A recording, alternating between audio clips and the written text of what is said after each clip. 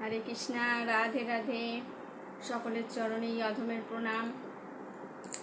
আমরা সকলেই ভগবানকে কম বেশি সবাই ভালোবাসি, ঠিক আছে, কিন্তু এবার আমাদের বুঝে নিতে হবে যে ভালোবাসাটা সত্যিকারের ভালোবাসা কিনা, কতখানি গভীরভাবে ভগবানকে ভালোবাসি। কিভাবে বুঝবে তুমি ভগবানকে ভালোবাসি? এখানে বুঝতে গেলে কয়েকটা যদি এক্সাম্পল দিই আমি, যে আমাদের বাড়িতে কোনো আমার ধরুন মা এসছে, বাবা এসছে, তো আমি বাবা মাকে তো খুবই ভালোবাসি। তো আসলে আমি কি করব, ব্যস্ত হয়ে পড়বো যে মা এসেছে, মাকে কি খেতে দিই, মাকে কীভাবে যত্ন করি, সেবা করি, তাই না? যে দুপুরে একবার মাকে কি খাওয়ালাম, বিকালে আবার কি নতুন নতুন কিছু করে খাওয়াতে পারি, রাত্রে আবার কি খাওয়াতে পারি, এই ধরনের আমরা কিন্তু ব্যস্ত হয়ে পড়বো নিজের মানুষ যাদের আমরা ভালোবাসি তাদের সেবা দেওয়ার জন্য।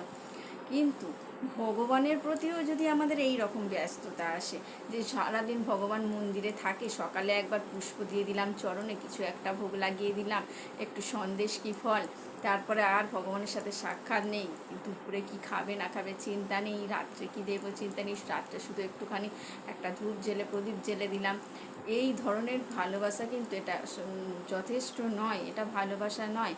ভালোবাসা হবে ওই রকম, তার জন্য ব্যাকুলতা আসবে। একটা নারী পুরুষের যে ভালোবাসা, সারাদিন হয়তো এখনকার যে জেনারেশান ছেলেমেয়েরা যে প্রেম করছে, দেখবেন যে একটা মেয়ে তখন কিন্তু সবসময় সেই ছেলেটার চিন্তায় মগ্ন থাকে, যে সে কী করছে না করছে। একটা ছেলের প্রতিও সেই টানটা অনুভব হয়, কোনো সময় তাকে ভুলে না, সবসময় যাই কাজকর্ম করুক তার একটা চিন্তা থাকে, তার মাথার মধ্যে স্মৃতিতে সে কিন্তু থাকে। তো আমাদেরও দেখতে হবে যে আমাদের স্মৃতির মধ্যে সব সময় ভগবানটা আসছে কিনা, কোনো সময়ের জন্য আমরা ভগবানকে ভুলে যাচ্ছি না।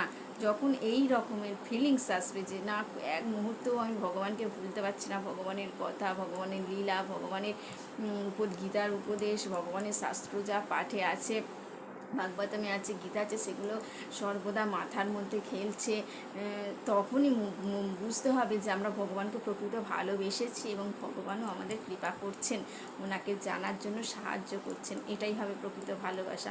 ওই যে বললাম ভগবানকে ভালোবাসি কিন্তু ভগবানের জন্য কোনো কিছু করতেই ইচ্ছা করছে না, এটা কিন্তু অ্যাকচুয়ালি ভালোবাসা নয়।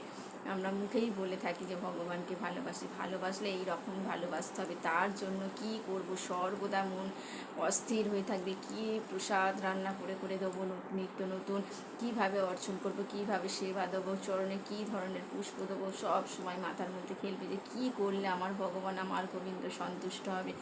সব সময় এই ধরনের একটা ফিলিংস আসবে, দেখবেন এটাই হবে ভগবানের প্রতি মানে শুদ্ধ একটা ভালোবাসা, একটা প্রেম, এইটাই হবে কিন্তু আসল ভালোবাসা।